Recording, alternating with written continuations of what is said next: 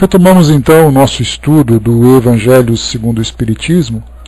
Nós estamos no capítulo 7, Bem-aventurados os pobres de espírito, e estamos nas instruções dos espíritos, né? No primeiro item, o orgulho e a humildade. Nós estudamos no nosso último encontro o primeiro texto dessas instruções, desse item, né, das instruções. Nós falamos sobre o orgulho e a humildade, segundo Lacordaire, o item número 11, e agora a gente vai para o item número 12, estudando um texto também sobre orgulho e humildade, agora de Adolfo, bispo de Alger. Antes, como sempre, a gente vai conhecer um pouquinho desse espírito, porque é fundamental para nós que, ao lermos uma instrução que chega do mundo espiritual, que conheçamos o espírito que traz essa mensagem, qual foi a sua bagagem terrena, qual foi a sua experiência durante a sua existência aqui no mundo físico, para que ele possa falar com autoridade. Porque muitas vezes, e Kardec teve uma grande preocupação com isso, nós lemos um texto com palavras bonitas, com palavras interessantes, ditas por quem não vivenciou aquilo. Então a gente se pergunta, isso é tudo muito bonito, isso é tudo muito interessante, mas qual é a autoridade que esse indivíduo tem para falar sobre isso? Jesus, quando esteve na Terra, o maior trabalho que ele fez foi exatamente a vivência daquilo que ele dizia, fazendo ali as suas peregrinações, as suas curas, dando os seus aconselhamentos, exemplificando aquilo tudo que ele trazia como valores. Assim, da mesma forma, também nós vemos dentro da própria doutrina espírita uma orientação que todos nós recebemos, que é importante, muito mais do que o estudo, muito mais do que o conhecimento adquirido, a vivência disso. Daí então aquela ideia sempre presente para todos nós que fora da caridade não há salvação. Muitas vezes para aqueles de nós que nos encontramos ainda nessa condição de aprendizes, nós utilizamos a caridade como uma forma de moldar o nosso caráter. Porém, para aqueles espíritos que demonstram maior conhecimento dessa realidade espiritual, desses fundamentos doutrinários que nós vamos absorvendo, muito mais do que falar sobre isso, eles têm que demonstrar isso. Então eles praticam a caridade não por uma questão de apenas a moldagem do seu caráter, mas como a missão de exemplificar aquilo que aconselham, aquilo que recomendam. Por isso, então, conhecemos sempre os espíritos que trazem essas mensagens para nós, para vermos exatamente o que eles vivenciaram daquilo que disseram. Então, nesse caso, Adolfo, bispo de Alger, nós vamos conhecer um pouquinho da biografia desse espírito. Nós estamos aqui no site textosespíritas.wordpress.com, Autores da Revelação Espírita, que é aqui uma seção que traz para nós biografias sobre os espíritos que ajudaram na elaboração da codificação. Então aqui, as mensagens desse espírito se encontram em O Evangelho segundo o Espiritismo, sob as denominações de orgulho e humildade, Instruções dos Espíritos, no capítulo 7, item 12, datada de 1862, e Marmande, o duelo, no capítulo 12, na mesma localidade, em 1861, a Beneficência, capítulo 13, escrito em Bordeaux, 1861. Ele viveu, então, foi bispo, na verdade, durante o período de 1838 a 1845, são 7 anos de mandato episcopal. O nome dele, então, Antoni Louis Adolphe Dupuc. Nasceu em 20 de maio de 1800, em Bordeaux, na França, e faleceu em junho de 1856 de causas naturais. Então esse espírito, quando desencarnou, Kardec já trabalhava na elaboração da codificação. Essa comunicação que ele trouxe para nós foi de 1862, portanto, 6 anos após a sua desencarnação. Órfão aos 11 anos, foi criado pelo tio.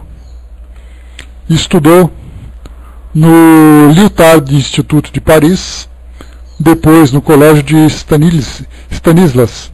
Após a formatura, estudou Direito e em 1820 em Bordeaux formou-se como advogado. Em 1822 entrou para o seminário de Issy, em Paris, e em 1825, em Saint-Sulpice, para os sacerdotes ordenados. Depois atuou em diversas funções pastorais e caritativas da Arquidiocese de Bordeaux. Por seu serviço durante a epidemia de cólera em 1835, ele foi condecorado com a Cruz da Legião de Honra. Em 1836, fundou um orfanato. Em agosto de 1838, foi nomeado bispo de Argel. 31 de dezembro, ele embarcou para a Argélia, a fim de assumir o controle da diocese de cerca de 20.000 a 60.000 soldados e colonos. Dupuc, que era o nome dele, dedicou-se com grande zelo para a construção de uma diocese cristã no ambiente islâmico e também trouxe muitas comunidades religiosas para a Argélia. A Argélia, na época, a gente lembra, é aquele país que fica no norte da África, banhado pelo Mediterrâneo, e era uma colônia francesa. Então a relação que havia entre a França e a Argélia era uma relação muito íntima, principalmente dentro desse campo religioso.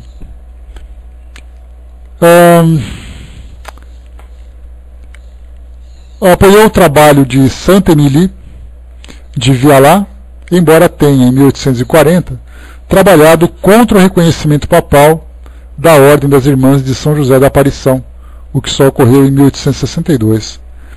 Em 1841, Dupuc organizou uma troca de prisioneiros com o emir, mas antes de que o seu trabalho pudesse dar frutos, a ruína financeira levou o seu trabalho ao fim. Em 1845, ele renunciou e voltou para a Europa. Viveu 15 meses em Turim, onde fez campanhas para a libertação de prisioneiros, incluindo Abd el-Kader da prisão. Em 1851 retornou por um curto tempo para Bordeaux, e Dupuc novamente teve que fugir para o exterior devido aos seus credores, dessa vez para a Espanha. Só depois que o governo francês haver saldado a dívida, isso por causa das construções religiosas que ele procurava fazer, Dupuc poderia voltar à sua terra natal, onde morreu em 1856. Seu sucessor de Argel, Louis Pavie, providenciou em 1864 para obter os restos mortais de Dupuc para Argélia, onde foram enterrados na Catedral de Argel. Então ele teve uma atuação política e social bastante intensa, né? E aí então, após desencarnar, ele veio falar então para nós sobre o orgulho e a vaidade. E como sempre, a gente recorda que os espíritos que trabalharam na elaboração da codificação eram espíritos que traziam conhecimentos filosóficos e morais bastante profundos, independente da religião que eles abraçavam. Isso mostra para nós, como sempre falamos, que a doutrina espírita não foi criada por espíritos espíritas, mas era uma doutrina dos espíritos que não tinha a preocupação, por exemplo, de criar rótulos, se você era espírita ou se você não era espírita, simplesmente trazendo para nós uma nova forma de entender o mundo espiritual e viver para fazer parte, né, viver de uma forma afinizada com essa nova realidade. Então muitos espíritos participaram do meio filosófico e do meio religioso, como nós já vimos, muitos espíritos, principalmente do ambiente católico. Muito bem. Como Kardec sempre recebia muitas psicografias, seja na própria Sociedade Parisiense de Estudos Espíritas, seja em outros grupos espíritas espalhados pelo mundo todo, ele então recebia como se fosse centralizando o trabalho de organização dessas informações. Aqui em Marmande, né, vamos ver aqui só a localidade. Marmande está aqui localizada na França. Então é uma comunidade francesa, uma região administrativa, né, mas mesmo assim ele acabou trabalhando em outras regiões. Mas aquele grupo de Marmande recebendo então essa comunicação, enviou para Kardec, que utilizou para a elaboração dessas sessões das instruções dos Espíritos nos capítulos do Evangelho segundo o Espiritismo. Bom, aqui ele fala então para nós sobre o orgulho e a humildade, que, como a gente viu no nosso último encontro, é uma das grandes chagas da nossa humanidade, né? Isso mostra todas as diferenças, isso mostra para nós a causa de todo o sofrimento. Quando nós estudamos o capítulo 5, Bem-aventurados os aflitos, e Kardec falava sobre as causas atuais das aflições e as causas anteriores das aflições, nós podemos entender que a grande maioria dessas causas se encontra concentrado no orgulho, que acaba contaminando a personalidade, a nossa personalidade. Então, se por acaso dentro de um relacionamento eu crio desafetos, isso geralmente ocorre por causa do meu orgulho, que deseja impor a opinião, que deseja demonstrar autoridade, deseja ditar como as coisas vão seguir dentro de um relacionamento. Isso com os parceiros, companheiros, com os filhos, com os pais. Então isso provoca uma grande desavença dentro da família, porque o seu orgulho deseja impor uma opinião, a humildade compartilha esforços. Como nós, de um modo geral, mesmo muitas vezes com a intenção de compartilhar, nós então impomos a nossa visão. E nessa imposição, se chocando com a imposição que o outro acaba oferecendo, faz com que então a lei do mais forte impere. E nessa lei do mais forte nós temos sempre lesões, né? Lembrando que numa guerra não existem vencedores. Sempre teremos perdedores. Isso porque, se não há uma lesão física, sempre haverá uma lesão moral, uma lesão afetiva, uma lesão emocional. Nós temos isso então no dia a dia, nos relacionamentos sociais. Lembrando que o orgulho é uma característica de valor que acaba interferindo sempre nos relacionamentos. Um indivíduo solitário, ele não tem por que se orgulhar, a não ser orgulhar de si mesmo. Mas isso, como a gente lembra sempre, o orgulho também é uma virtude, também é um elemento que nos proporciona crescimento. Então eu posso me orgulhar daquilo que eu faço, uma construção, uma criação, um trabalho, fico orgulhoso dos resultados. Mas quando isso acaba então se transformando num elemento agressor dentro de um relacionamento, o resultado é sempre um resultado negativo.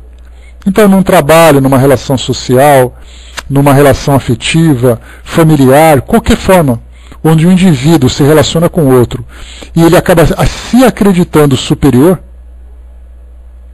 por aquilo que ele, pelos seus valores, ou pelos seus talentos, pelas suas habilidades, pela sua força, ele inevitavelmente vai subjugar o outro. Né, Bom Dia Rô? E nessa subjugação há então essas lesões. Então, naquele capítulo no capítulo 5, causas atuais e anteriores, nós podemos observar que a esmagadora maioria das aflições que são causadas por causa do orgulho. E isso é importante para nós analisarmos aquele histórico da forma como Kardec passa para nós, fazendo uma comparação daquilo que nós vivemos hoje. Até onde eu estou sendo orgulhoso, até onde eu estou criando um problema nos meus relacionamentos. Podemos observar aqui, por que as pessoas discutem? Como eu falei para vocês, talvez até nesse último encontro mesmo, um espírito comentando o seguinte, que normalmente as pessoas alteram a voz, normalmente as pessoas se agridem, quando elas não têm convicção da sua verdade. Na verdade, ela quer impor a sua verdade sem ter certeza se fosse a verdade ou não. Porque se é verdade, ela não tem por que discutir. Para que eu vou discutir com alguém para dizer para ela que o Sol se encontra no espaço e a Terra gira em volta dela? Para que eu tenho que discutir com alguém? Se ele falar assim, não, eu não acredito nisso. Tá bom, se você não acredita, não acredita. Mas no nosso dia a dia nós temos as nossas verdades, que não necessariamente faz parte dessa verdade universal, de uma verdade absoluta. É a minha verdade, porque a minha verdade me conforta, a minha verdade me satisfaz. Então, quando eu percebo que alguém não concorda com aquele meu ponto de vista, que é algo que me satisfaz, então eu vou alterar minha voz, eu vou me tornar mais agressivo, para que ela se subjugue, se submeta àquilo que eu estou impondo como a minha verdade absoluta. Só que ela também tem a verdade dela. Então isso mostra para nós uma grande imaturidade que nós temos ainda na nossa forma de ver o mundo, na forma como nós temos de nos relacionar. Então não há necessidade de eu me tornar mais agressivo, mais violento, seja no meu agir, seja na forma de eu falar, se eu tenho certeza que a minha verdade se encontra em afinidade com essa verdade universal. Se ela não estiver, então eu estou impondo o meu ponto de vista. Por isso, então, o estudo do orgulho e da humildade é um estudo fundamental para nós, que desejamos, através desses princípios que nós estudamos, transformar o ambiente à nossa volta. É aquela humildade do silêncio, é a humildade caridosa, é a humildade da compreensão, é a humildade da ação auxiliadora, e não o orgulho da agressão, porque o orgulho ele é sempre agressivo, quando se trata de relação. Eu posso não ser uma agressividade muito intensa, mas pode ser uma agressividade sutil.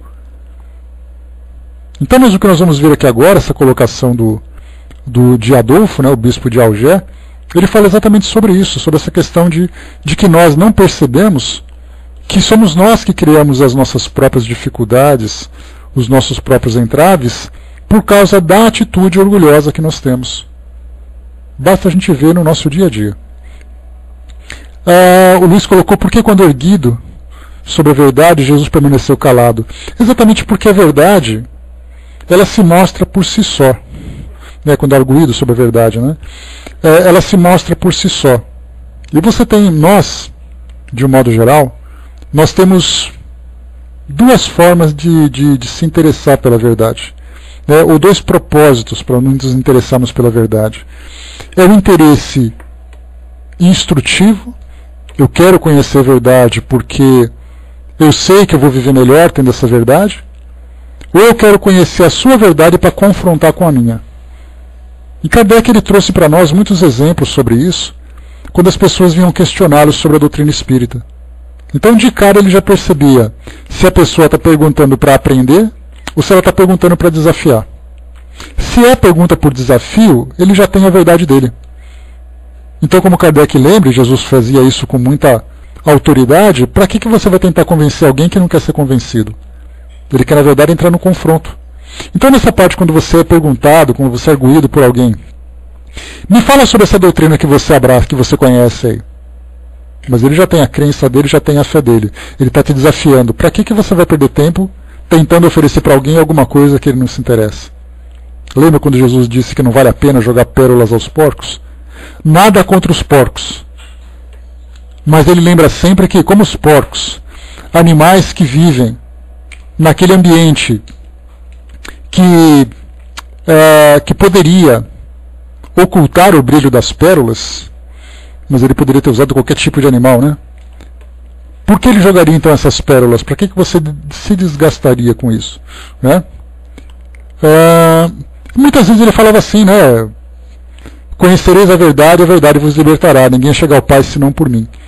E aí então nós tínhamos aqueles orgulhosos, religiosos, doutores da lei daquela época, que tentavam confrontá-lo para mostrar que a verdade deles era a verdade mais sólida do que aquilo que Jesus apresentava.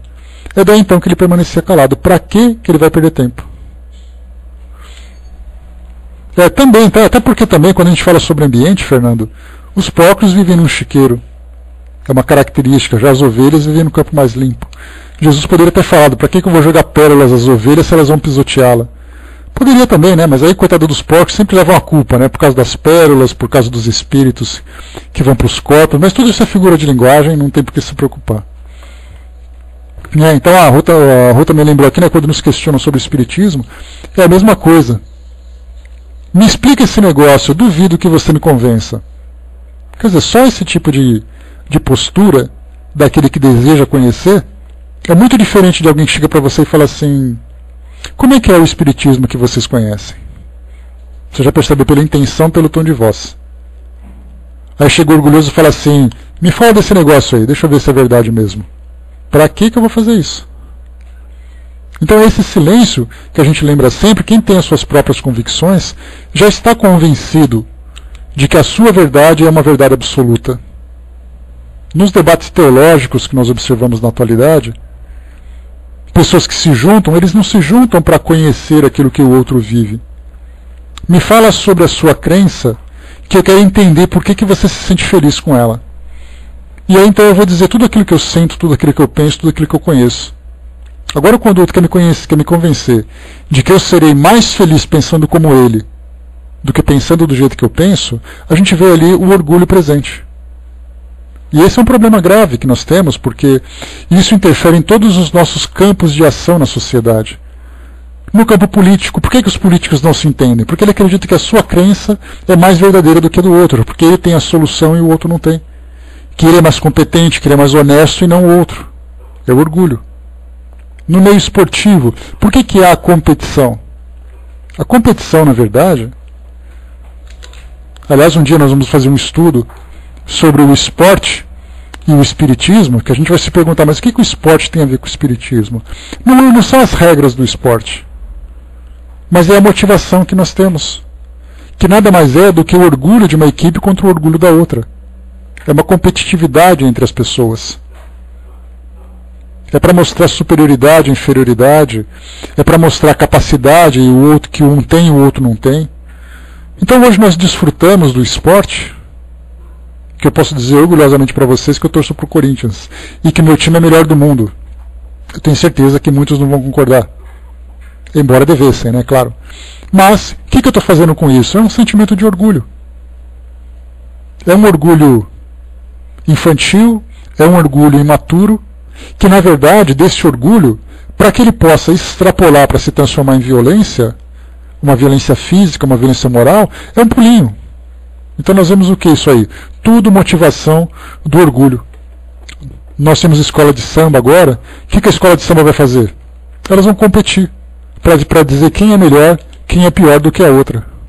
E nesse caso, aquela quem é melhor, quem é pior, é o orgulho que se faz presente. As empresas a mesma coisa. O meu produto é melhor do que o seu, embora sejam a mesma coisa. Então, na verdade, nós temos, nas diversas manifestações dentro da sociedade, o orgulho contaminando todas elas e, consequentemente, criando todas as desavenças que nós vemos hoje no mundo. As guerras, chegando nesse extremo, é uma consequência do orgulho. Nós comemoramos agora 70 anos da libertação do campo de Auschwitz, lá na Polônia, onde milhões de pessoas foram exterminadas. Não só naquele, mas em vários outros. Por que houve esse extermínio? Por que houve aquela guerra? Por que houve aquele massacre todo, aquele holocausto contra aquelas pessoas? Porque uma raça se achava superior à outra. Por que hoje nós temos a pobreza e temos a riqueza? Não é simplesmente uma capacidade que alguém tem de gerar sua própria riqueza pela competência. É a ostentação dessa riqueza sobre aqueles que não têm aquilo que ele possui, como uma manifestação do orgulho. Então, na verdade, esses talvez sejam os dois temas mais importantes que nós tenhamos que estudar na doutrina espírita, sobre o orgulho e o seu oposto, que é exatamente a humildade, porque hoje nós temos aquele orgulho humilde e temos aquela humildade orgulhosa. Então temos em todas as situações sempre a causa dos nossos sofrimentos, tanto no exercício de um como no exercício do outro. E quando nós aprendemos, compreendemos melhor o que são esses valores, o que são esses sentimentos, e nós temos a capacidade de fazer uma reforma, uma transformação, certamente nós conseguimos mudar o mundo. Nós temos rixa de tudo, entre vizinhos, entre pessoas da mesma família, entre cidades, entre estados, entre nações. Daqui a pouco nós vamos ter conflito entre planetas, não tenhamos dúvida disso. Basta aparecer um aí que a gente vai começar a fazer comparação para ver quem é melhor, quem é pior. Porque é tão natural na nossa personalidade essa manifestação do orgulho, que em qualquer situação nós encontramos um motivo para poder entrar em atrito com o outro. Luiz colocou, tudo começou no Jardim do Éden, quando surgiu a consciência, né? Pois é, mitologicamente começa por aí. A consciência fez um indivíduo se autoanalisar, se auto-julgar e depois fazer uma comparação com o outro. Vamos então aqui para o texto do nosso instrutor espiritual. Vamos lá. Item número 12 do capítulo 7. Homens, por que lamentais as calamidades que vós mesmos amontoastes sobre a vossa cabeça? Desprezastes a santa e divina moral do Cristo. Não vos admireis que a taça da iniquidade seja transbordado por toda parte. O mal-estar se torna geral. A quem se deve, senão a vós mesmos, que incessantemente procurais aniquilar-vos uns aos outros? Não podeis ser felizes sem mútua benevolência. E como poderá esta existir juntamente com o orgulho? O orgulho, eis a fonte de todos os males. Dedicai-vos, pois, à tarefa de destruí-lo, se não quiserdes perpetuar as suas funestas consequências. Um só meio tendes para isso, mas infalível. Tomai a lei do Cristo por regra invariável de vossa conduta, essa lei que haveis rejeitado ou falseado na sua interpretação. Aqui ele já começa com uma orientação bastante interessante, que isso se torna bastante claro para nós, quando se fala sobre essa lei moral trazida por Jesus. Uma instrução clara, uma instrução inequívoca, principalmente no que trata das bem-aventuranças. Bem-aventurados, quer dizer, felizes aqueles que são assim, são desse jeito, são do outro jeito. Esses são felizes. Quando o Bispo de Agel fala para nós que nós rejeitamos ou nós falseamos na sua interpretação, isso mostra aqueles que rejeitam uma religião, porque não concordam com ela, e nós já tratamos desse assunto uma outra oportunidade, quando nós lembramos que muitas vezes o indivíduo rejeita um conjunto de valores, um conjunto filosófico, devido a uma discordância dogmática teológica.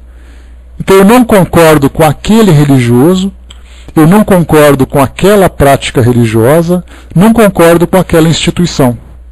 E então eu abro mão dos princípios que ela divulga. Isso mostra que os homens criaram os seus próprios sistemas sustentados por essa lei moral. Porém, quando esse sistema fracassa no seu propósito, a lei moral acaba ficando manchada. É daí então que nós vemos pessoas que se aproximam, por exemplo, da doutrina espírita. Eu acho bonita a doutrina espírita, eu acho ela interessante, aí eu começo a frequentar um centro espírita e vejo um trabalhador que me tratou mal. De repente ele acordou meio virado, de mau humor, ele estava nos seus piores dias. Foi ali e me deu uma resposta meio atravessada que eu não gostei, e eu falo assim, quer saber? Não gostei do espiritismo. Ou então ele vai ouvir uma palestra, não gosta do palestrante, nossa, eu achei aquele palestrante muito arrogante, achei ele muito insosso, achei isso, achei aquilo, não concordo com a doutrina espírita. Então nós somos assim, porque o nosso orgulho é o que provoca essa rejeição. Então o outro age muitas vezes baseado no seu orgulho, atinge o meu orgulho que não concorda e pronto. Eu descarto então o ensinamento principal. Então na verdade o grande erro que nós vemos no entendimento da humanidade, nesse período todo que transcorreu depois da chegada de Jesus, foi exatamente tentar humanizar aquilo que veio de uma forma divina, vamos dizer assim. Então eu rejeito aquilo que eu não concordo. Mesmo que eu fale sobre a felicidade, sobre a pureza, sobre a simplicidade e a humildade. Mas como ela vem mascarada de uma religião, eu acabo então rejeitando todo esse conteúdo.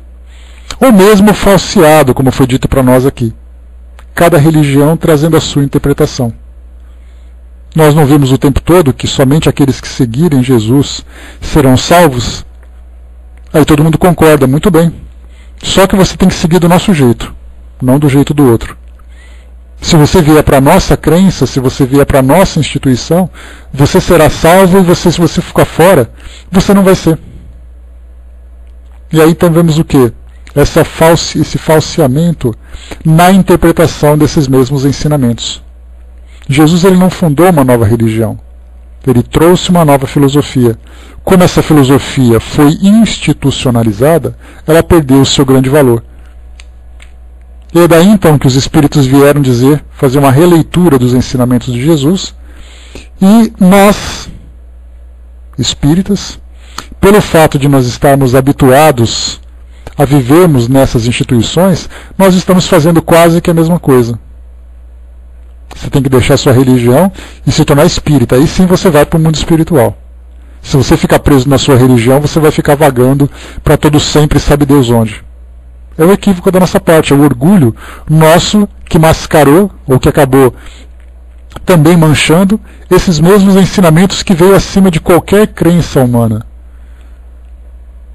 Não importa o que a gente acredita sobre o mundo espiritual. Nós falamos sobre isso na sexta-feira no nosso Evangelho no Ar.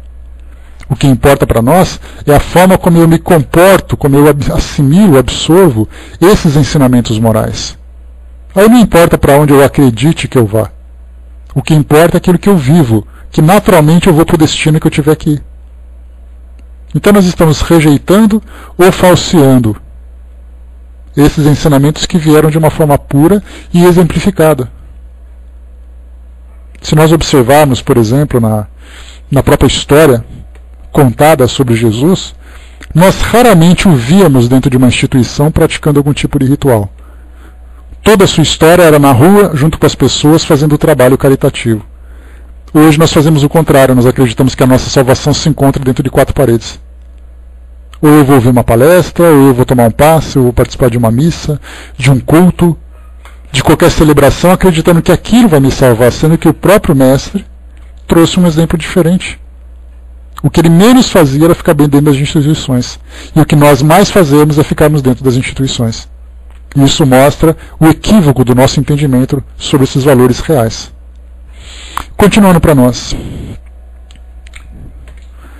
Por que tendes em tão grande estima o que brilha e encanta os vossos olhos, em lugar do que vos toca o coração? Porque o vício que se desenvolve na opulência é o objeto de vossa referência, enquanto só tendes um olhar de desdém para o verdadeiro mérito que se oculta na obscuridade. Que um rico libertino, perdido de corpo e alma, se apresente em qualquer lugar, e todas as portas lhe serão abertas, todas as honras lhe serão dispensadas, enquanto dificilmente se concede um gesto de proteção ao homem de bem que vive do seu trabalho. Quando a consideração que se dispensa às pessoas é medida pelo peso do ouro que elas possuem, ou pelo nome que elas trazem, que interesse podem ter elas em se corrigirem de seu defeito? Esse é um desafio. Bom dia, pessoal que chegou. Esse é um desafio para as nossas reflexões trazidas nesse texto, porque quando nós nos encontramos numa condição de conforto, de segurança e estabilidade, baseado nas nossas posses, que de fato nos proporciona tudo isso, se eu tenho os recursos em que eu posso ter ali o meu espaço, ter os meus objetos, ter ali os meus grupos sociais, eu me encontro numa condição de absoluta tranquilidade. Eu não vejo motivo nenhum para mudar a forma como eu vivo. Vocês se recordam que quando nós estudamos sobre o motivo que as pessoas têm para buscarem essa aproximação com o mundo espiritual, geralmente é a dor o principal instrumento. Então eu sofro, como aquilo que eu tenho, ou aquilo que eu precisaria ter, não está a meu alcance para resolver essa questão, então eu busco a fé. Agora, se por acaso eu tenho tudo o que eu quero, tudo o que eu preciso, e a minha vida de relacionamento se encontra muito tranquila, para que eu vou ficar rezando? Se não for pela educação religiosa que eu tenho, ou por uma verdadeira busca de transformação espiritual. É por isso, então, quando a gente lembra sempre, e vale a pena reforçar isso, que nós temos as orientações dos Espíritos dizendo para nós que a prova da riqueza é a mais difícil. Simplesmente porque ela anula todas as nossas iniciativas para promovermos uma transformação moral. Eu não tenho dor, não tenho necessidades, não estou sofrendo, não significa que eu seja uma pessoa de bem. Tenho ali as minhas ações baseadas na posição em que eu me encontro, então eu tenho tudo que eu quero. Para que eu vou me viver com essa humildade, com essa simplicidade diante de um desconhecido, se a vida material me oferece tudo que eu tenho? Então esse conforto que nós temos, que nos envolve, ele nos tira essas iniciativas de buscarmos o mundo espiritual. Quando nós falamos que ou nós nos aproximamos pelo amor ou pela dor, isso cabe não apenas à própria doutrina espírita. Isso cabe a qualquer religião. Vocês se lembram que eu comentei com vocês sobre uma pesquisa que foi feita aqui no Brasil sobre as religiões. E aí então fizeram um gráfico, pesquisadores fizeram um gráfico, falando sobre a migração entre as religiões, por que as pessoas trocam de religiões, e era uma troca muito intensa, a pessoa que vinha da religião evangélica para a católica, da umbandista para a espírita, da espírita para a evangélica, então mostrando ali um ciclo de migrações. E mostrou uma troca muito intensa, mas a grande pergunta que se fazia na pesquisa era, mas por que as pessoas estão trocando? O que elas não encontraram na religião onde elas estavam para poder buscar uma resposta numa outra filosofia? Exatamente a sua necessidade, exatamente a sua dor. Então a dor dela, ela ia para uma instituição, essa dor não era satisfeita da forma como ela gostaria, então ela ia procurar uma religião mais verdadeira, mais forte, para satisfazê-la. E aí aquela pesquisa que eu comentei com vocês, que mostrava que, fazendo uma pesquisa sobre homens e mulheres que frequentavam as religiões, nós podemos observar isso de uma forma bastante clara, que a maioria dos frequentadores de uma religião é composta de mulheres. Basta a gente ver aqui na nossa sala, por que temos mais mulheres do que homens? Simplesmente porque as mulheres têm mais facilidade, mais sensibilidade para essa aproximação. Já os homens, sendo mais orgulhosos, não se preocupam muito com isso. E aí, então fizeram uma pesquisa sobre as intenções de homens e mulheres dentro dessas instituições. Mostraram, por exemplo, que os homens iam para as religiões motivados pela dor, mas uma dor pessoal, porque eu estou desempregado, porque eu tenho um problema com a minha família, eu preciso de uma solução, eu preciso de arrumar um emprego melhor, eu preciso me livrar dessa doença. Quando perguntaram para as mulheres, elas diziam, eu vou porque o meu marido se encontra doente, porque o meu filho se encontra com problema. Então mostrava que as mulheres eram mais sensíveis às causas familiares, enquanto que os homens eram mais sensíveis às causas pessoais. Mas, de um modo geral, todos buscavam ali, ou a grande maioria, buscava um conforto espiritual por causa de uma dor que o estimulava a isso, de uma necessidade. Por que nós estamos falando sobre isso, sobre essa questão? Porque, na verdade, nós buscamos aquela interpretação que é mais conveniente, que é mais confortável para nós. Buscando o quê? Principalmente essa questão das nossas riquezas, buscando essa questão do nosso conforto. Então eu acredito que o mundo espiritual vai me trazer aquilo que eu preciso. Mas e se eu não precisasse? Nós vemos, por exemplo, as pesquisas atuais que mostram, por exemplo, na Europa, que é um continente que tem países com grande estabilidade social, vemos que as pessoas estão simplesmente se afastando das instituições. As religiões, lá na Europa, se encontram num processo de redução de fiéis. E as pessoas, isso não significa. A maioria, Luiz, não foi nem você, nem eu, podemos perguntar que muitos, sem dúvida, foram por uma questão de evangelização, de educação do lar, de interesse em conhecer o mundo espiritual, mas a esmagadora maioria, e isso não é constrangimento para ninguém, se aproximou exatamente por uma necessidade. Mas então a gente chega na Europa. Mostra que as pessoas não necessariamente estejam se tornando ateias. As pessoas estão se tornando espiritualizadas sem vínculo com as instituições. O indivíduo acorda com o desejo de fazer o bem, mas ele não tem necessidade de buscar uma instituição que possa intermediar a sua relação com o mundo espiritual. Mas isso mostra que quanto mais estável se apresenta uma sociedade, menos interesse ela tem de buscar essa aproximação com o mundo espiritual. Pesquisas dizem isso. Inclusive eu trouxe para vocês, não há muito tempo, sobre essa questão. As pessoas, por consequência também, pelo fato de não terem essa educação religiosa, acabam participando de uma triste estatística, a busca pelo suicídio. Porque as pessoas sofrem por esse vazio existencial, já que eles não veem sentido na própria existência, não compreendem algo maior do que a si mesmos. No momento que passam por uma dor moral, não tendo para onde buscar, buscam então a fuga pelo suicídio, pela autodestruição. Exato, Márcia, bom dia. Muitas igrejas, Holanda, por exemplo, na Bélgica, né, como é que está o som, pessoal? Me dá um ok, por favor? Vamos aguardar um pouquinho para voltar ao som.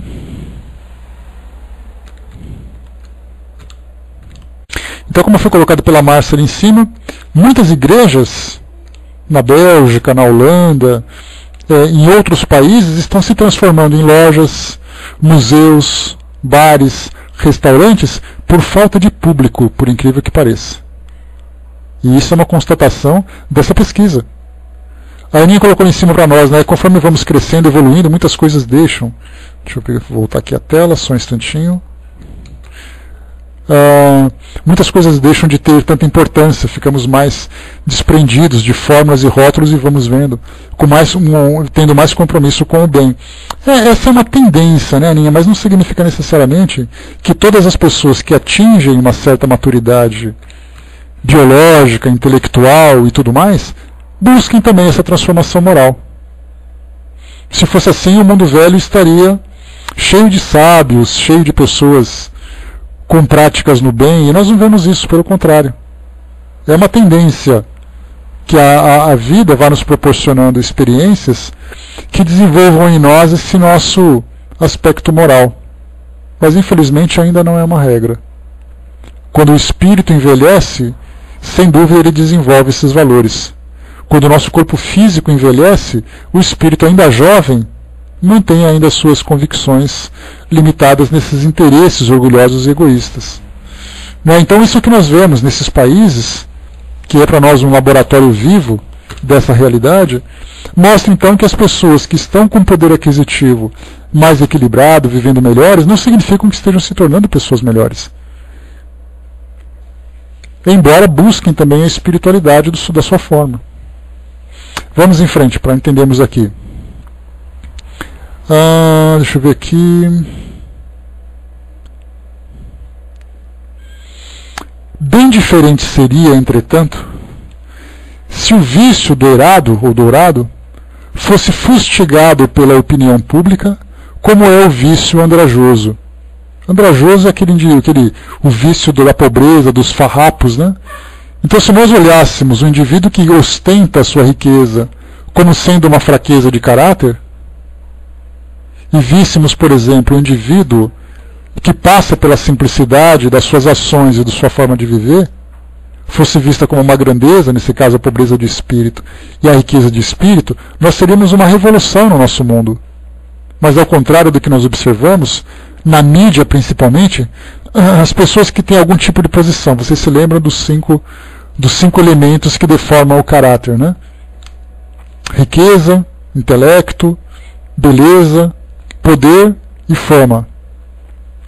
Qualquer indivíduo que apresente algum desses elementos por uma conquista pessoal, muitas vezes você se torna rico como uma consequência do seu trabalho. Muitas vezes a sua inteligência é fruto da sua evolução intelectual. Muitas vezes a fama vem como uma consequência da atividade que você desenvolve.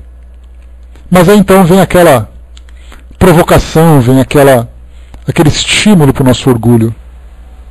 E aí então nós vemos as ostentações acontecendo na mídia, ou na nossa sociedade de um modo geral, e em vez de nós pensarmos, coitado daquela pessoa que não aprendeu ainda, nós pensamos, eu queria ser como ela.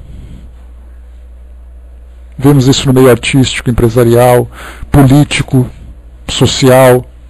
Então nós temos hoje meios de comunicação que fotografam as pessoas importantes, entre aspas, para a nossa sociedade. Quem são essas pessoas importantes? Exatamente aquelas que se sentem mais orgulhosas por aquilo que possuem e aquelas que se isolam mais. Nós não temos uma revista que mostre aquelas pessoas que se destacam pela sua simplicidade, pela humildade e pelo trabalho caritativo que fazem. Por isso ele coloca para nós: bem diferente seria, entretanto, se esse vício dourado fosse fustigado pela opinião pública, como acontece com o vício da pobreza. Mas o orgulhoso é indulgente para tudo quanto o agrada. Então sempre tem aquele perdão, aquela compreensão, aquela paciência para as coisas que o agradam. Para aquilo que incomoda, então ele acaba rechaçando. Século de cupiscência e dinheiro, dizeis vós. Sem dúvida. Mas por que deixastes as necessidades materiais se sobreporem ao bom senso e à razão? Por que cada qual deseja se elevar sobre o seu irmão? Agora, a sociedade sofre as consequências. Não esqueçais que um tal estado de coisa é sempre o sinal da decadência moral. Quando o orgulho atinge o seu extremo, é indício de uma próxima queda, pois Deus pune sempre os soberbos. Aqui é importante a gente lembrar sempre que nós não estamos falando de um Deus punitivo, mas a própria lei moral, a lei natural criada para reger a evolução do universo, vai fazer com que essa pessoa retorne ao seu curso original. Porque quanto mais orgulhoso eu estou, mais estagnado eu me encontro. Se eu preciso evoluir, eu preciso me transformar. Como essa evolução ela é impulsionada por forças maiores do que nós, lembrem daquela minha frase de cabeceira: o destino conduz aquele que o aceita e arrasta aquele que o nega. Se o meu destino é essa evolução moral e eu me nego, então eu sou arrastado pela força das circunstâncias, que vai fazer com que eu me transforme, se não pela boa vontade, pelo amor, me transforme pela dor. E aí então a reencarnação se encontra como principal instrumento, em conjunto com a lei de causa e efeito, para promover essa transformação contra a vontade da própria pessoa. E essa dor, a gente lembra, ela não vai me obrigar a ir, mas ela vai criar circunstâncias em que eu vou ter que me mobilizar. Numa encarnação eu ostento a minha riqueza, ostento o meu orgulho de modo geral. Numa próxima eu serei forçado a exercitar a minha humildade. E aí, então, vivendo esses contrastes, a gente vai então aprendendo, vai evoluindo gradualmente em busca dessa transformação interior. E continua para nós aqui. Entretanto, em vez de se humilharem, se revoltam. Então, quando a medida está cheia, ele a vira de repente, e a queda é tanto mais terrível quanto mais alto tiverem se elevado. Isso aqui a gente lembra sempre que não é uma ameaça, é uma realidade. Porque mostra para nós, quanto mais importante eu me considero, maiores serão os exercícios, as experiências que eu vou ter que viver para poder aprender a minha pequenez, vamos dizer assim. Porque eu sou poderoso, eu sou isso, eu sou aquilo. E é então experimentando isso na realidade do mundo espiritual e na própria realidade das vivências seguintes, vai trazer então situações em que vai colocá-lo no seu devido lugar. E muitas vezes, por incrível que pareça, será a escolha dele próprio. Através de suas programações, ele vai reconhecer aquilo que ele fez, aquilo que ele deixou de fazer, em benefício de si mesmo, em benefício de outros que estavam comprometidos com ele próprio para crescerem juntos, e aí então ele abusou da sua posição para se autopromover em detrimento do sofrimento do outro. Esse compromisso vai fazer que no futuro ele volte a se encontrar para fazer um trabalho oposto. Vai ter que se humilhar para poder resgatar aqueles a quem rebaixou. Então nós vemos que na programação reencarnatória que nós nas programações que nós vamos elaborando, e nós vamos nos tornando mais eficientes e mais independentes nas escolhas, quanto mais evoluídos nós nos tornamos. Essas escolhas que nós fazemos vêm exatamente para o combate desse elemento pernicioso, que é exatamente o orgulho. De acreditar que eu me encontro, sou mais importante do que realmente sou. Quando nós entramos em contato com os espíritos, principalmente nos trabalhos de orientação espiritual, nós vemos que a esmagadora maioria sofria por causa do orgulho e continuarão sofrendo futuramente, no futuro próximo, nas suas próximas existências, para poder corrigir aquilo que viveu. Não que ele quisesse ser orgulhoso. Como eu falei para vocês, isso faz parte da nossa personalidade. Nós vivemos assim durante séculos, durante milênios, nesse espírito de competitividade.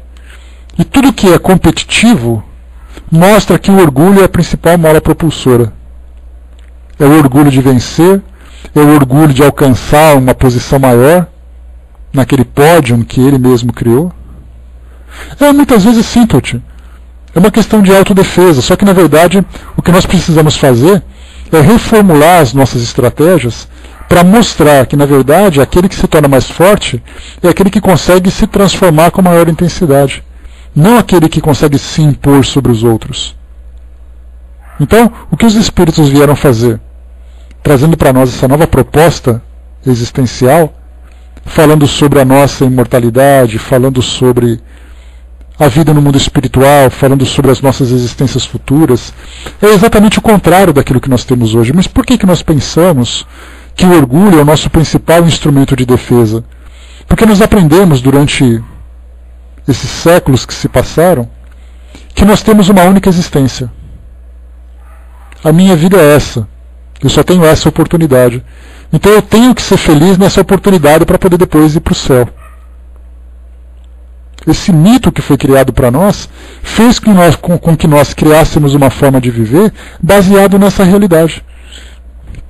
Aí de repente eu trago uma nova forma, uma nova visão do mundo.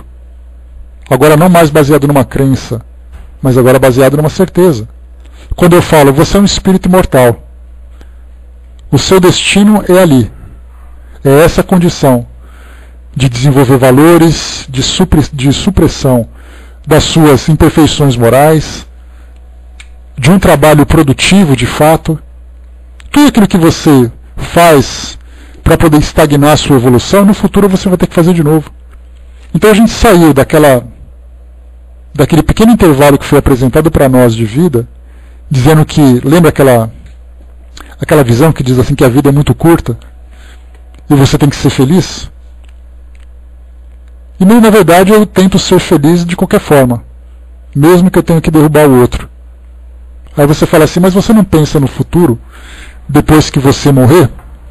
Como tudo que se aprendeu sobre o mundo espiritual é baseado numa crença, baseado num mito, para que eu vou mudar a minha vida para uma coisa que eu não tenho certeza? Agora, quando eu começo a ter uma convicção, dizendo, não se preocupa, porque você vai continuar vivo e aquilo que você plantou você vai colher. Essa ideia, que é ainda muito restrita aqui no nosso mundo, restrita a grupos que pensam, que trazem essa visão espiritualizada, que trazem essa visão mais ampliada do mundo, fora dos dogmas, fora dessas crenças terrenas que nós temos hoje, é um grupo muito pequeno. Então, enquanto essa ideia ficar restrita a esse pequeno grupo e os demais continuarem vivendo com essa crença de que a vida é muito curta e eu tenho que ser feliz, ou então assim, o mundo é dos espertos, o mundo é dos mais fortes, no nosso mundo que rege a lei da selva, todas essas frases são pensamentos reais que nós temos hoje no mundo. Então, para que eu vou me colocar nessa condição de humildade, de simplicidade, de diminuir a minha ganância, de diminuir o meu orgulho, se eu vou ficar sofrendo a humilhação que os outros vão me proporcionar? Eu quero que o mundo se exploda, eu quero ser feliz. Foi isso que eu aprendi. Então eu vou continuar vivendo dessa forma. Então, nós, dentro dessa realidade, e isso a gente pode imaginar não apenas a doutrina espírita, mas todas as religiões que conseguem vislumbrar essa realidade do mundo espiritual, enquanto o mundo não tiver essa convicção, nós não teremos mudança de conduta. Eu não vou abrir mão daquilo que eu tenho. Imaginar, por exemplo, aquele que tem grande fortuna, repartir aquela fortuna com os mais pobres. Você está louco?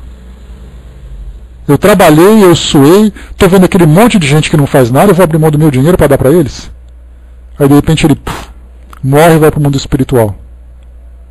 Tudo aquilo que ele tinha ficou para trás e não pertence mais nada a ele. Mas pelo fato de acreditar que aquilo pertencia a ele, ele vai se tornar um espírito no mundo espiritual apegado ainda a essa realidade. A gente lembra sempre que é importante reforçar, porque do contrário a gente acaba criando uma visão distorcida da realidade que nos envolve. Pessoas que têm grandes recursos não podem ser vistas como pessoas culpadas por serem orgulhosas, por terem posses. A gente lembra sempre que muitas vezes uma posição que uma pessoa ocupa, que a coloca nessa condição de grande dirigente, de grande acumulador de recursos, ela é responsável por dirigir a vida de muitas pessoas que trabalham para ela. Eu gosto muito de chamar a atenção, porque muitas vezes você vê um empresário pegando o seu jatinho, o seu empresário sentando numa sala ampla com o seu ar-condicionado, olhando para uma grande paisagem, ele é visto como um culpado por deter esse poder. Só que todo mundo se esquece que ele é responsável por dirigir milhares de funcionários que têm seus empregos, que têm suas famílias, que se não fosse pela competência dele, essas pessoas estariam vivendo na miséria. Então o problema não é a posição que a pessoa ocupa, seja uma posição de riqueza, seja uma posição de pobreza, seja uma posição simples, comum. O que interessa para nós vermos nesse aspecto da evolução é a forma como ela se comporta na posição em que ela se encontra. Porque nós temos aqueles que detêm essa riqueza. Como é que está o som, pessoal? Voltou? Está tudo normal? Tudo em ordem? Beleza? Então nós temos aquelas pessoas que se encontram nessa condição de grande influência, de grande posição, sendo pessoas simples, pessoas generosas, pessoas responsáveis, enquanto nós temos aqueles que vivem na miséria, que são extremamente orgulhosos, revoltados, porque não se conformam de viver naquela condição. E por que tem essa revolta? Porque não entenderam ainda essa realidade que os toca, que é exatamente para que ele possa desenvolver valores, se vendo como um espírito imortal. Não como um espírito mortal limitado àquela condição. Luiz colocou aquela consciência que eu tenho da reencarnação, me convence que eu tenho que valorizar meu crescimento moral. São essas, da reencarnação, da imortalidade, da realidade que todos nós vivemos. É tudo isso que vai fazer com que nós ajamos de um modo equilibrado, de um modo coerente. Se eu não tiver essa certeza, baseado numa crença de faz de conta, que motivo eu tenho para abrir mão daquilo que me traz felicidade e que me traz prazer? Quer um exemplo simples? Por que as pessoas hoje têm vícios da bebida, vícios do tabagismo, vícios disso, vícios daquilo? Porque ela está vivendo aquele momento de prazer dela. Ela não acredita em nada que vem depois.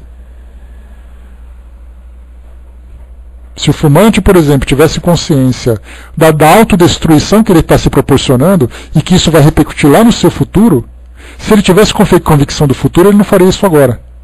É aquele que se alimenta mal, é aquele que vive mal. Esse nosso comportamento é baseado numa crença do agora. Não é baseado numa crença futura. E daí nós vamos perceber então a distância em que nós nos encontramos desse processo de transformação real que todos nós precisamos promover. Se nós temos esse conhecimento agora, essa visão dessa realidade, e isso influencia nas nossas ações, ótimo. Mas o mundo não é assim, pelo contrário, pelo que nós vemos aí pelas janelas de casa, nós vemos que o mundo se encontra completamente distante desse entendimento. Então, haja tempo, haja paciência e haja trabalho para que isso possa realmente acontecer. Vamos aqui continuando para a gente finalizar. Pobre raça humana, cujos caminhos foram corrompidos pelo egoísmo. Reanimai-te, apesar disso.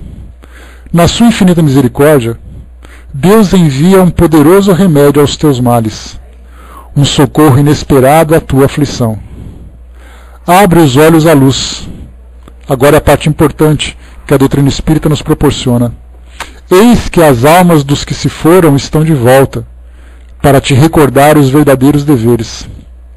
Elas te dirão com a autoridade da experiência quanto as vaidades e as grandezas de vossa passageira existência são pequeninas, diante da eternidade. Dirão deste mundo, que nesta será maior o que foi menor entre os pequenos deste mundo, que os que mais amou, os seus irmãos, será o mais amado no céu, que os poderosos da terra, se abusaram da autoridade, serão obrigados a obedecer aos seus servos, que a caridade e a humildade, enfim, essas duas irmãs que se dão as mãos, são os títulos mais eficazes de obter-se a graça diante do Eterno. Então aqui nós finalizamos esse texto. Quando ele fala obter a graça diante do Eterno, ou seja, de você ser um espírito que vai receber todos os benefícios morais daquilo que a própria pessoa conquistou, mais uma vez, olha a frase, obter a graça diante do Eterno. Ela tem um tom religioso tão grande, diante da educação religiosa que as nossas sociedades hoje possuem, que você não fica pensando na graça que você vai receber do Eterno, se hoje você tem os seus problemas, as suas dificuldades e as suas ambições. Nós queremos ter uma vida feliz agora. Não estamos pensando na vida feliz do futuro. Essa coisa de obter a graça diante do Eterno é a conversa para quem acredita nisso. A minha realidade hoje, que me chama para pagar as contas, que me traz problema dentro de casa, que eu tenho que arrumar um emprego melhor, que eu vejo na televisão pessoas jogando dinheiro para o alto e abusando da riqueza, algo que eu desejo intensamente, não me faz pensar nas graças do Eterno. Essas graças só me serão importantes se eu tiver convicção de que eu sou um espírito imortal. De que a minha evolução vai depender do trabalho moral que eu faça hoje. E quando se fala que aquele que será feliz no mundo espiritual será o menor entre os menores, nós falamos isso da humildade. Porque dá a impressão de que o menor dos menores é aquele que está puxando uma carrocinha de papelão na rua, que é ele que vai conquistar o reino dos céus. Aí você vai conversar com essa pessoa, ela se mostra extremamente orgulhosa e revoltada. Isso não mostra pequenez nenhuma da parte dela. E aqueles que ocupam uma posição de conforto material, uma condição de influência na sociedade, mas que busca sempre a sua melhoria e tentar proporcionar de alguma forma o crescimento dos demais, esse sim percebe que aquele material que ele possui, ele sabe que não lhe pertence. Que aquilo é um instrumento do qual ele é tutor, do qual ele tem posse temporária.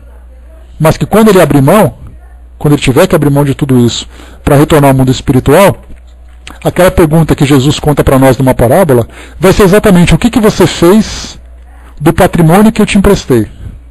Você usou para o seu bem pessoal ou você usou para distribuir a felicidade entre as pessoas dentro daquilo que é possível, para aliviar a dor dos outros? Tem uma situação muito curiosa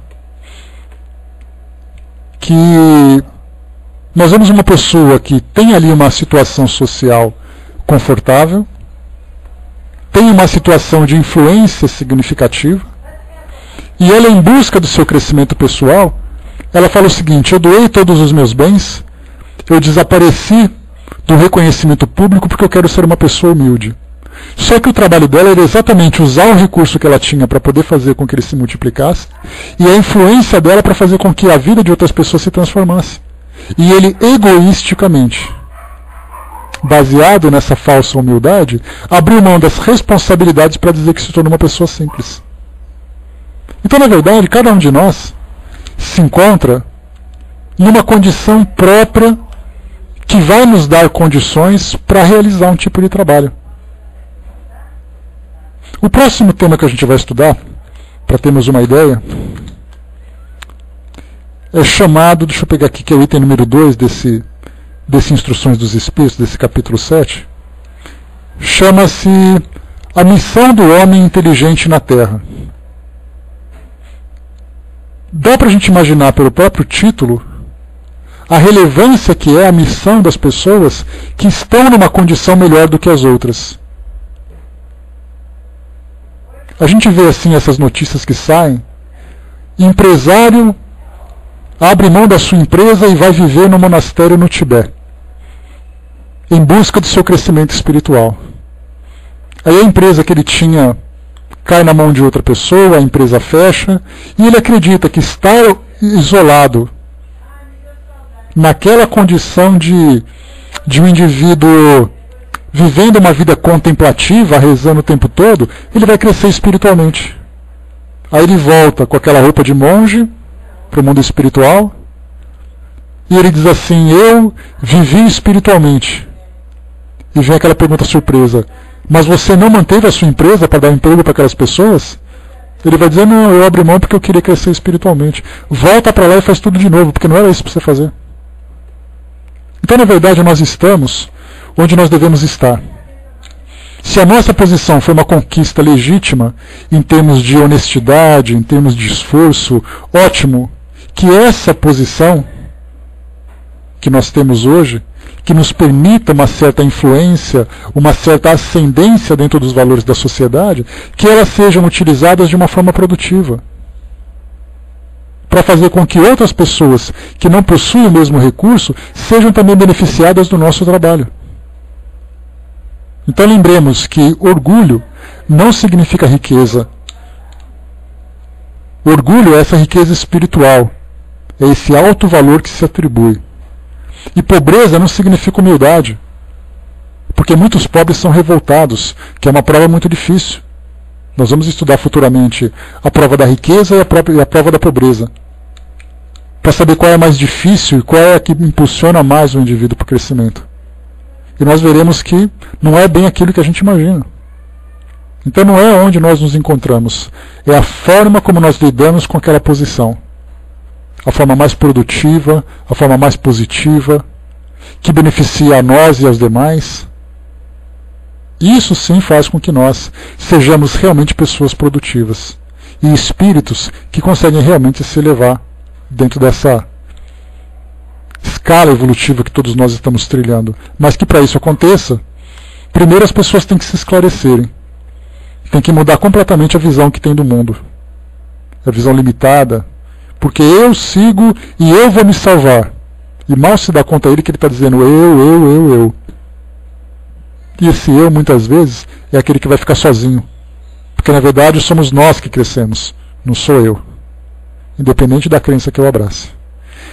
Para fecharmos, o Braz colocou aqui, é melhor sermos o que somos aqui e lá, consciência do verdadeiro eu. É aquela coerência, né? É aquilo que eu acredito e aquilo que eu vivo. Se os dois estiverem afinizados, o caminho está certo. E o Frustano colocou aqui há anos, um casal vendeu tudo e foi para uma cidade espírita de Goiás, Jesualda, venderam terreno para eles. Perdemos contatos com eles, né? Que estejam aproveitando o máximo que podem.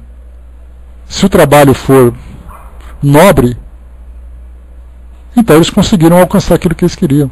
Estão sendo felizes, fazendo aquilo que gostam, ajudando. Mas muitas vezes esse equívoco acaba acontecendo, exatamente por essa nossa imaturidade espiritual. Mas enfim, vamos lá. Fechando aqui o nosso trabalho de hoje, eu vou aproveitar aqui que o momento está tranquilo e vou fazer a nossa prece de encerramento, desde já esperando, né, que essas instruções sobre o orgulho e humildade tenham sido proveitosas. Né, esse bate-papo, esse nosso esclarecimento, essas nossas reflexões, para que a gente faça principalmente um auto-julgamento daquilo que nós estamos vivendo. Se nós voltássemos hoje para o mundo espiritual, qual seria a nossa história pessoal? Sobre o que exatamente eu falaria de positivo sobre a minha própria existência? Se eu não tenho muita coisa para dizer, dá tempo ainda de começar a ver o mundo de uma forma menos limitada, menos egoísta. Se eu tenho muita coisa para contar, que eu continue trabalhando para contar mais então, porque eu já encontrei o caminho certo. Mas isso só vai acontecer, para a gente poder finalizar, se eu tiver um motivo para fazer isso. Se lembra daquela pergunta que eu fiz certa vez? Quando nós estávamos estudando aqui temas do Evangelho também. Que motivo eu tenho para ser uma pessoa de bem? Ser uma pessoa boazinha por ser boazinha? Ou eu tenho um propósito para poder agir de um modo humilde, de um modo fraterno? Porque essa é a real bondade. Se eu não tenho motivo nenhum, com certeza eu vou ter muita dificuldade. Mas o mundo vai mudando pelas suas próprias forças e na sua própria velocidade. E certamente o mundo espiritual vai contribuir para tentar fazer com que